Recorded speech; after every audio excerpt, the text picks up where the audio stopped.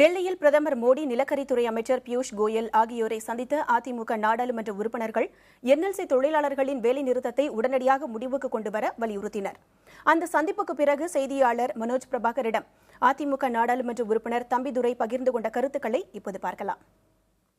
நெய்வேலி நிலக்கரி நிறுவனத்தில் நடைபெற்று வரும் பல்வேறு பிரச்சனைகள் குறித்து பிரதமர் அவர்களையும் மின்துறை அமைச்சரையும் இன்றைக்கு அதிமுக எம்பிக்கள் சந்தித்திருக்கிறார்கள். இது குறித்து பேசுவதற்காக தம்பிதுரை அவர்கள் அமர்ந்திருக்கார். சார் வணக்கம். இன்றைக்கு பிரதமர் அவர்களையும் மின்துறை அமைச்சரையும் சந்தித்து எந்த மாதிரியான கோரிக்கைகள் வைக்கப்பட்டது? நெய்வேலி தொழிற்சங்கம் அங்களுடைய வேலை நிறுத்தம் நடைபெற்றுக் கொண்டிருக்கிறது. தொழிலாளர் பிரச்சனை தீர்க்க வேண்டும் என்பது அம்மா அவர்களுடைய ஆசை. ஏன்னால் தொழிலாளர் நாங்கள் அக்கறை கொண்ட தலைவி புரட்சி தலைவி அம்மா அவர்கள். அதன் அடிப்படையில் நெய்வேலி தொழிற்சங்கத்தினுடைய தொழிலாளர் பிரச்சனை தீர்ப்பதற்காக அம்மா அவர்கள் பாரத பிரதமர் அவர்களுக்கும் கடிதம் எழுதியிருக்கிறார்கள். 2 முறை எழுதியிருக்கின்றார்கள். அந்த 2 கடிதங்களும் பிரதமரிடம் கொடுக்கப்பட்டது.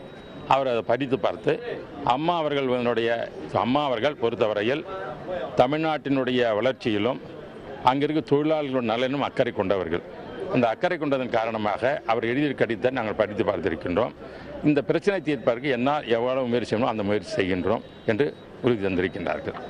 பிரதமர் அவர்களுக்கு தமிழக முதல்வருக்கு 2 முறை கடிதம் எழுதியதோடு சேர்த்து இப்போ இவருடைய உறுதி எவ்வாறு இருந்தது? இந்த விவகாரத்தை அடுத்து என்ன நடவடிக்கை எடுக்க போதும் உறுதி அளித்தார்களா? இல்லை, இப்பொழுது அதுக்கு தகுந்த மாதிரி கோல் மினிஸ்டர் இருக்காருல்ல, அந்த துறையை சார்ந்த அமைச்சர் சந்தித்து பேசினோம். சந்தித்து பேசும்பொழுது தொழிலாளர்களும் மேனேஜ்மெண்ட்டும் மீண்டும் பேசுவதற்கு வாய்ப்பை தருகின்றோம்.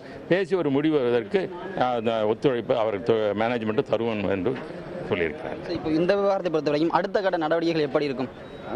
அது அங்க தொழிற்சங்கம் அவங்கள பேசணும் தெரியுமா? மேனேஜ்மெண்ட்டும் அந்த தொழிலாளரையும் பேசுவாங்க. திரும்பவும் பேசுறதுக்கு ஒரு வாய்ப்பு இருக்குது. அந்த வாய்ப்புல ஒரு நெகோசியேஷன் செட்டில்மெண்ட் ஆகும்னு ஒரு நம்பிக்கை இருக்கிறது. அந்த நம்பிக்கையின் பேரில் தான் புரட்சி தலைவி அம்மா அவர்கள் இந்த ஒரு வாய்ப்பை உருவாக்க வேண்டுவதற்காக தான் கடிதம் எழுதினார்கள். அதன் அடிப்படையில் தான் அனைத்து நாடாளுமன்ற உறுப்பினர்கள் 48 உறுப்பினர்கள் எம்எல்ஏ நம்முடைய சின்னசாமி அவர்கள் மற்ற அண்ணா தொழிற்சங்க தலைவர்கள் இங்கு வந்து சந்தித்து சென்றிருக்கிறார்கள். நன்றி சார்.